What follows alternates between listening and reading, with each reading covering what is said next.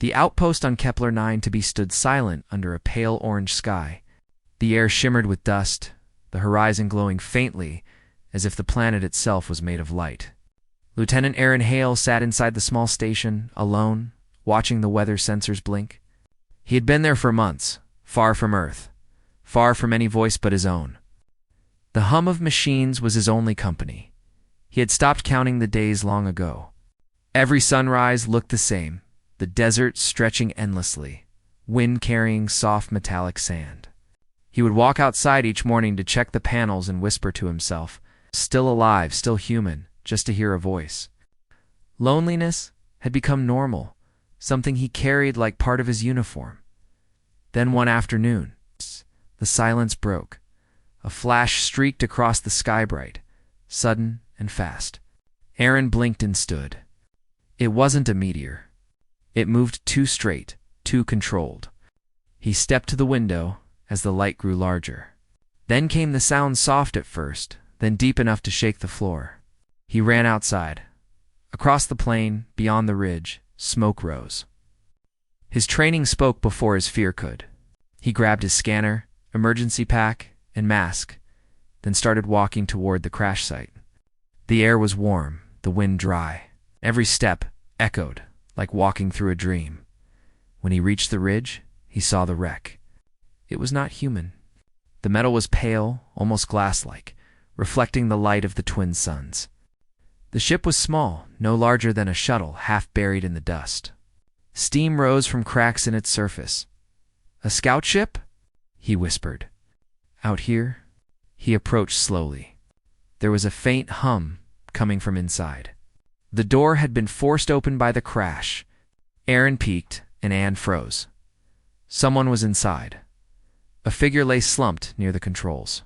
Small, slender, covered in a soft gray suit that shimmered faintly. The air around her carried a scent clean, sharp like rain before a storm. He crouched, placing 2 fingers on the figure's neck. A pulse, weak but there. He pulled back the mask on her face and caught his breath. She wasn't human. Her features were delicate, smooth, and her skin glowed faintly under the light. Not bright, just a gentle shine, like moonlight on water. Her hair, long and silver, was tangled and wet with sweat. Aaron hesitated. Protocol said, "Report first, touch nothing." But something in him didn't listen. The faint sound of her breathing made him move. He lifted her gently, careful of her injured arm, and carried her out of the wreck. The desert wind blew around them. He adjusted his grip, whispering, "Hang on." He walked back to the outpost. The journey was long, and she was light as a feather. By the time he reached the airlock, his arms trembled, but he didn't stop. Inside, he laid her on the cot, removed her cracked helmet, and checked her vitals. Her body temperature was lower than human. Her breathing shallow but steady. He patched the wounds as best he could, cleaning the cuts, covering them with the limited medical gel he had. Her body reacted strangely. The gel shimmered and absorbed into her skin faster than usual. She stirred, but didn't wake. Aaron sat beside her, looking at her face. She looked young, maybe 20 by human guess. Her expression was calm, almost peaceful even in pain. He leaned back, rubbing his face. "Great," he muttered. "First contact, and I'm breaking every rule in the book." Hours passed. The sun set behind the dunes, painting the world in gold.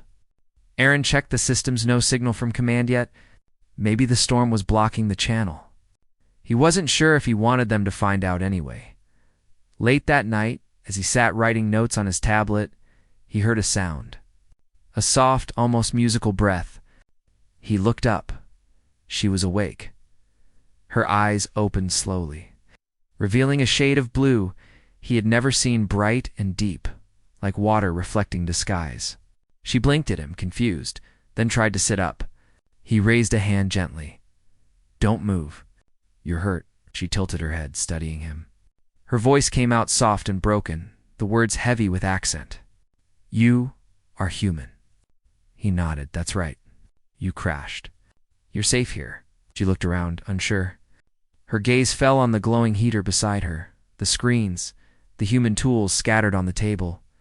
She touched the sheet under her hand, then looked back at him. "I remember fire," she whispered. Then, "Sky fell. Your ship took a bad hit. I don't know from what." She tried to speak again, but her voice faded. He handed her a small cup of water. She stared at it for a moment, as if unsure what to do, then slowly drank. When she finished, she looked at him again. "I am called Lyra," she said quietly. "Aaron," he replied. Silence hung between them, but not the cold kind he was used to. This one felt alive, filled with questions neither knew how to ask. Over the next few days, Lyra recovered slowly. She spoke more each morning, her voice gaining strength.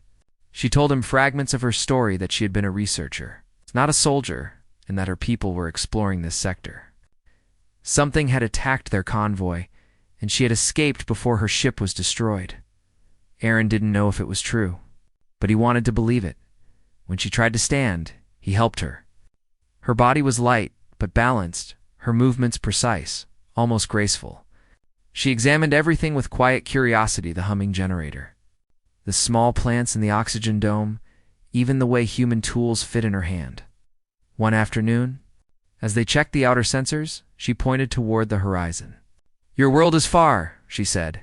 He nodded. "Too far sometimes? Why come here?" she asked softly. He smiled faintly. "Because humans always go where they're not supposed to. Curiosity is stronger than fear." She looked at him for a moment, as if weighing his words. Then she smiled faintly too. That is, brave. He wanted to tell her it wasn't bravery.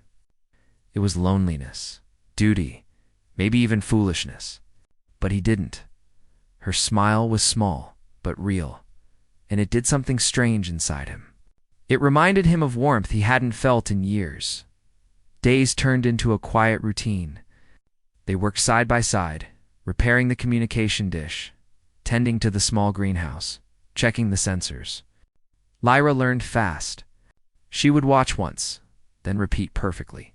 Her curiosity made him laugh sometimes. Her questions never stopped. "What is the meaning of home?" she asked one night while watching the stars through the window. "It's where you want to return," Aaron said. "Even if you can't," she thought for a moment. "I had such a place. I think I lost it." He looked at her reflection in the glass, her silver hair catching the starlight. "Maybe you'll find another." Her eyes met his. "Maybe?" There was silence again, the comfortable kind. Outside, the twin moons rose. The wind blew softly through the vents. For the first time since his assignment, Aaron didn't feel alone, but he also knew this peace couldn't last. The scanners picked up faint signals days later, long-range probes from orbit. Human or alien, he couldn't tell. Lyra noticed the tension in his face and asked, "What is wrong?" "Something's coming," he said. "And I don't know if they're looking for you." She grew quiet. "If they find me, they will take me. I left my people. They don't forgive that." Aaron stared at her, realizing the weight behind those words. "You mean they exiled you?" She nodded once. "For refusing to fight?" Sat back, silent. The sound of the wind filled the room. She looked down at her hands, then whispered, "You will report me now." He looked at her and shook his head slowly. "No." She lifted her gaze. "Why?" "Because you're not the reason anyone should fight," he said simply. "And because I don't want you to go." She looked at him for a long time, eyes soft, unreadable. Then she said quietly, "You are strange, human." He laughed, but his chest felt tight. That night, she sat by the heater while he worked on the systems. She began to hum soft, low tones that filled the air like a lullaby. The machines almost seemed to respond, their hums syncing with her rhythm. Aaron leaned back, closing his eyes. The melody was gentle, peaceful. When he opened his eyes again, she was watching him. Her expression was calm, but her gaze carried warmth. "You look tired," he said. "Maybe," he admitted. "You should rest." "I will." He smiled faintly, and she smiled back. For a moment, neither spoke. The air felt heavier, but not uncomfortable. Just full. When she finally stood and walked toward her cot, her long silver hair brushed against her shoulders. It caught the dim light like threads of the stars themselves. Aaron looked away quickly, pretending to check the controls. But his heart beat faster. He didn't understand why. Outside, the storm began to rise again, wind howling softly against the metal walls. Inside, the quiet warmth of two living souls filled the cold outpost. And for the first time in months, Aaron Hale slept with peace in his heart. The following days passed in soft rhythm, like quiet music that played only for them. Lyra recovered faster than Aaron expected. Her strength returned, her voice steadied, and her curiosity grew. She asked about everything: the color of the human sky, the sound of the oceans, even the way children laughed. Aaron tried to describe Earth to her, but every word felt too small. Sometimes she would listen with closed eyes, smiling faintly, as if painting her own version of the world inside her mind.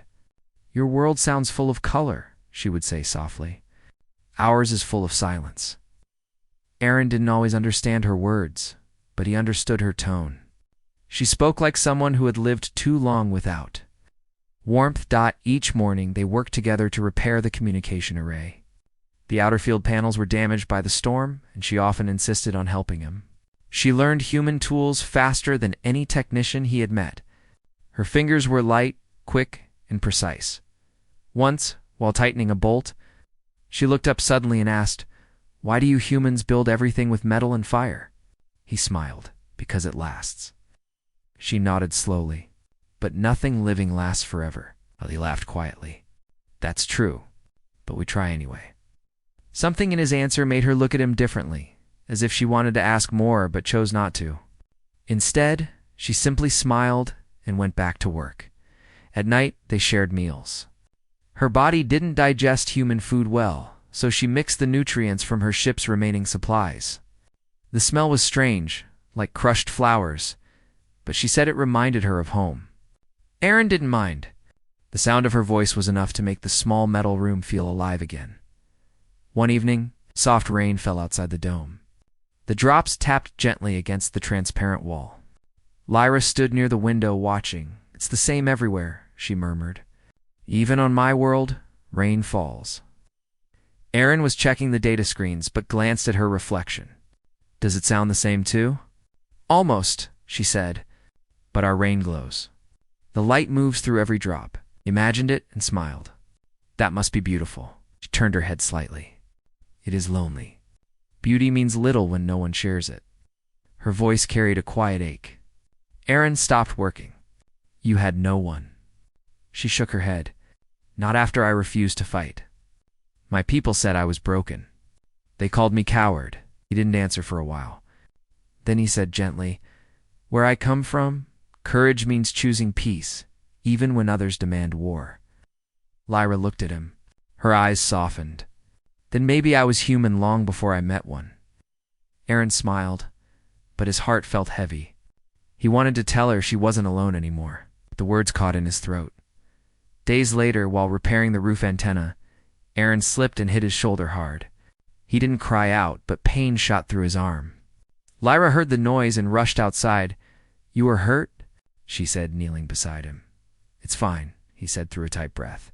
"Just a bad angle." She ignored his protest and placed her hands over his shoulder.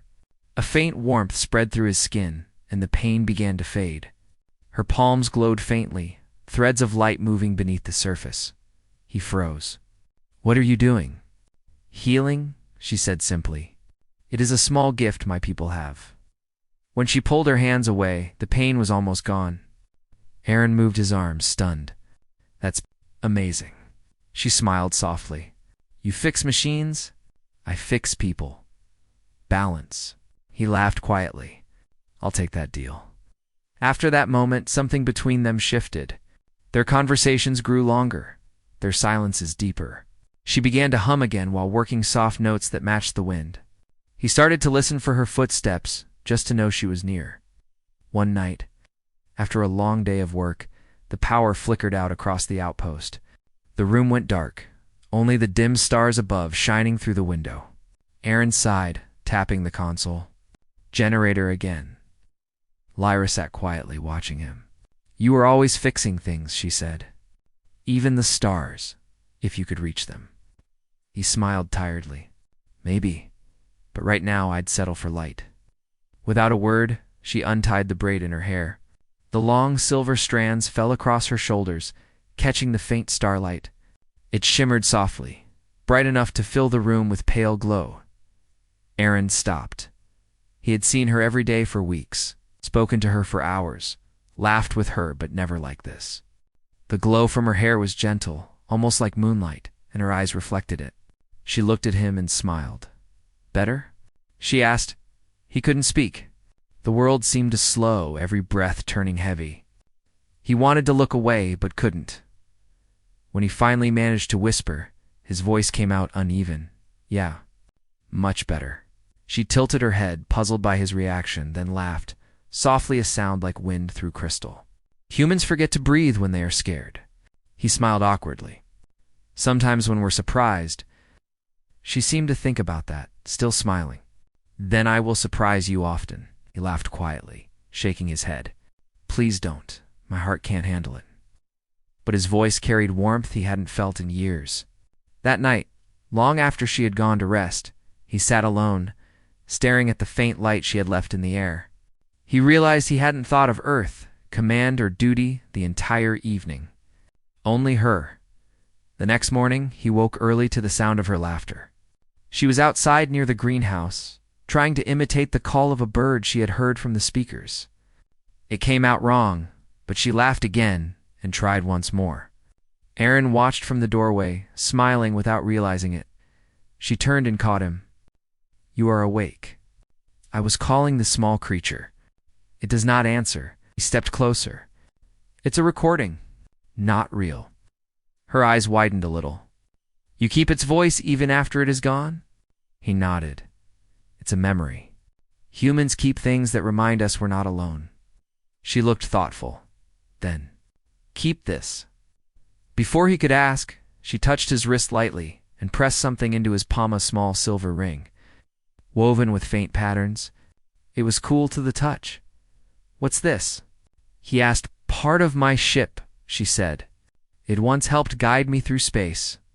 Now it can guide you through silence. He stared at it, unsure what to say. I can't take this. She smiled softly. You already did. He looked at her, trying to understand the meaning behind her words. But she had already turned away, walking toward the dome with her hair shining in the sunlight. Later that day, the scanner beeped softly. A distant object entered orbit, a known signature, moving slow. Aaron's stomach tightened. He called Lyra over. Is that one of yours? He asked. She studied the display for a moment, her face unreadable. No, too small for my people.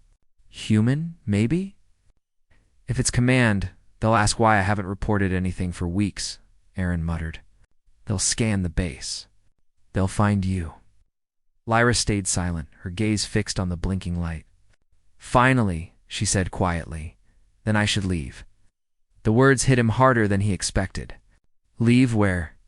I can hide in the storm valleys. Your people will not search there. That's suicide. The air density's wrong, and your ship's still broken. She looked at him, calm but firm. If they find me here, they will take me. You will lose your post. I do not want that. Stood there, torn between duty and something deeper. Lyra, you don't understand. I can't just let you. I understand, she interrupted softly. You saved me once. Let me save you now. She turned to go, but he caught her wrist gently. The air between them felt charged. Don't, he whispered. For a moment, she just looked at his hand holding hers. Then her fingers relaxed, and she said quietly, Humans are strange. You hold on even when you should let go. He didn't answer. He said, after a long silence, she said softly, Then I will stay. Until the stars tell us to run. That night, the sky filled with streaks of blue light, the patrol ship entering atmosphere, the sensors hummed with static. Aaron switched off all systems, plunging the outpost into darkness. They stood near the window, watching the light sweep across the desert. Lyra whispered, Your people are close. He nodded. Too close, will you tell them? He shook his head. No, she looked at him, eyes full of something unspoken. Then they will call you traitor. Maybe, he said quietly. But at least I'll know I did something right. The ship passed overhead, then faded into the distance. They exhaled at the same time, the silence between them trembling with relief. Lyra turned toward him, her face lit by the faint glow of the moon. Why do you care so much, Aaron? He looked at her, unsure how to explain it. Because every time you smile, this place feels like home. She blinked slowly, as if trying to understand a language made of emotion instead of words. Then, for the first time, she stepped closer. Her voice was soft. Then I will smile often, so you never forget to breathe. Aaron couldn't answer. His heart already had. Outside, the desert wind carried the faint sound of thunder far away. Inside, two souls, one human, one alien, stood under the same light. Realizing that some connections didn't need permission, orders, or reason, they just happened.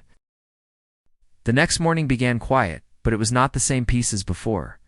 The storm clouds over Kepler 9 to be had grown darker, the air heavy with the sound of distant thunder. Aaron sat at the control desk, watching faint signals flash on his radar. The patrol ship was still in orbit, circling slow, searching. Lyra stood near the window, her reflection faint in the glass. They have not left, she said quietly. No, Aaron answered. They're sweeping for any life signatures. They'll find the wreck soon. She turned toward him, her silver hair falling loose again, framing her calm but sad face. If they find it, they will know I am here. Aaron nodded slowly. I can destroy the wreck before they scan it. Her eyes widened. And when they question you, what will you say? I'll say nothing, he replied. I'll tell them the storm erased all traces, that no one survived. She looked at him for a long time, her expression unreadable. Then she said softly, humans are strange creatures. He smiled faintly. You've mentioned that before, and I will say it again, she said, because no one I have met has ever risked so much for someone they barely know. Aaron didn't look away. Maybe that's how we find out who we are, by who we choose to protect. She didn't answer. But her eyes softened, and for the first time, Aaron saw something deeper behind them, something like quiet gratitude mixed with fear. They worked together in silence the rest of the day, checking systems and scanning the sky. The outpost hummed with the sound of power cells recharging. But beneath that rhythm was something tense, waiting that evening, as the twin suns lowered behind the dunes. Lyra joined Aaron on the small walkway outside the airlock. The air shimmered with dust, and the horizon burned gold. Your sky is beautiful, she said softly. He nodded. You should see it when the moons rise. The sand reflects the light, looks like silver waves. Do you miss your home? She asked. Every day, he admitted. But sometimes, I think maybe home isn't a place anymore. Maybe it's who we're with. She looked at him then, truly looked, and something passed between them that needed no words. The wind caught her hair and lifted it gently around her face. Aaron watched, unable to move. Lyra smiled faintly. You forget to breathe again, she said. He laughed under his breath. Yeah, I guess I do. She reached out, her fingers brushing his sleeve. Then breathe, human. The stars will wait.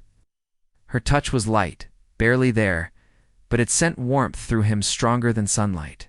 He didn't pull away. For a while, they stood in silence, watching the first stars appear. Neither wanted to speak, because every word might break the fragile peace that had settled between them. Later that night, the scanners beeped again. Aaron checked the console. The patrol ship had dropped a probe toward the surface, a standard search pattern. He frowned. They're getting closer. Lyra came beside him. How long before they reach us? Less than 2 hours, he said. She looked at him calmly. Then we must go. Go where? He asked. She glanced toward the old canyon path east of the outpost. There are caves beyond those hills. If we hide there until the storm returns, the scanners will lose us. Aaron hesitated. That's a long walk through open ground. You can make it, she said simply. He turned, meeting her eyes. And if we don't? She smiled faintly. Then at least we tried. Something inside him tightened. He wanted to argue, to protect her, to stay, but he knew she was right. The patrol would find the wreck soon. If they found her alive, they would take her away. He would never see her again. He gathered supplies quickly: water, emergency rations, a power cell, and the small silver ring she had given him. As they stepped outside, the wind had begun to rise. The desert stretched endlessly ahead, pale under the starlight. Lyra moved with quiet grace, her footsteps light on the sand. Aaron followed close, scanning the horizon for any sign of drones. The night air was cold, but he barely felt it. His thoughts were full of her. Hours passed before they reached the canyon. The walls rose high and dark around them, shielding them from the wind. Inside, it was quiet. The kind of quiet that makes every breath sound too loud.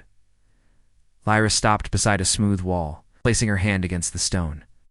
A faint shimmer of light traced her fingers. The rock shifted slightly, revealing a narrow passage.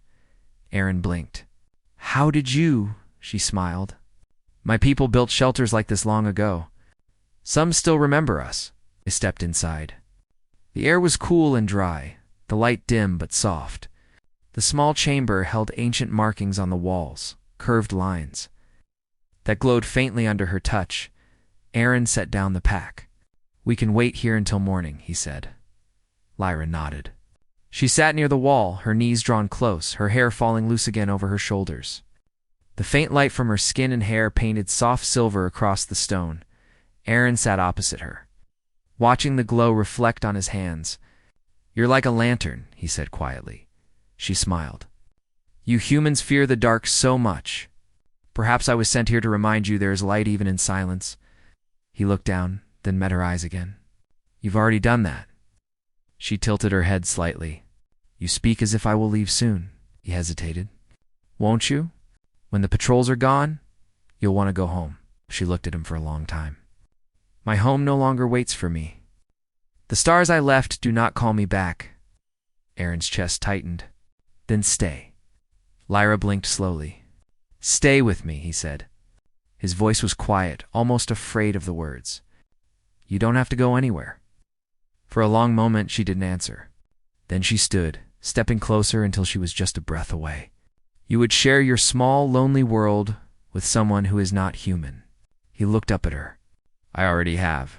Her eyes softened, her voice barely above a whisper. "Then you are braver than you know." He smiled faintly. "I think you've made me that way." She knelt beside him, her hand resting lightly over his heart. "Then I will stay. For as long as your heart remembers me." They waited there through the night. The storm returned, sweeping across the canyon like a living sea. The sound of thunder rolled through the air, hiding all traces of life. By dawn, the patrol ship was gone. The scanners on Aaron's wrist showed empty skies. Lyra walked to the mouth of the cave, watching the twin suns rise. The light painted the desert gold again, clean and endless. "We are safe," she said softly. Aaron joined her. "For now." She turned, smiling. "For now is enough." They walked back to the outpost together. The path was long, but the silence between them was no longer heavy. It was warm, filled with unspoken meaning. When they reached the base, Aaron checked the systems. The patrol logs were gone. The wreck had been erased by the storm. They were free. Lyra stood beside the window again, watching the horizon. "You risked everything," she said. He shook his head. "No, I just chose what mattered." She smiled softly. "And what matters?" He looked at her, his voice steady. Her lips parted slightly, as if she wanted to say something but couldn't. Instead, she stepped closer, her eyes shining in the pale light. "Humans speak of love," she whispered. "Is this what it feels like?" Aaron's heart pounded. "Maybe it feels like—" Finally breathing after holding it too long, her smile deepened. "Then I will let you breathe." She reached up, undoing the small clasp that held her hair. The long silver strands fell free again, glowing softly around her face. She looked at him with the same quiet warmth as before, the same smile that had stopped his breath once. This time, he didn't look away. The air between them felt like the whole world had paused. No war. No command, no fear, only the hum of their hearts and the soft glow of her light. Lyra spoke softly. You found me in silence. You gave me a reason to stay. Wherever I go next, I will carry your sky with me. Aaron took her hand, his voice barely a whisper. And I'll carry your light. They stood together as the suns climbed higher, the light spilling over the desert like new hope. Weeks passed. The outpost returned to calm. The storms lessened, the systems ran smoothly, and life found a new rhythm. Aaron sent his regular reports. Nothing unusual. Nothing to raise alarm. Command believed everything was routine. But sometimes, late at night, he would find Lyra standing at the window again, gazing at the stars. One day, she said, I might have to go beyond them again. He nodded slowly. Then promise you'll come back. She turned, her eyes meeting his. If I can't, look up. My people say stars remember the ones we love. You will find me there, smiled, even as his chest ached. Then I'll never stop looking. She stepped closer, brushing her fingers against his cheek, and I will never stop smiling. Outside, the desert wind rose gently, carrying the scent of dust and light. Inside, a human and an alien stood together, two souls from distant worlds, bound by something both simple and infinite. When she smiled again, he forgot to breathe. But this time, he didn't mind at all.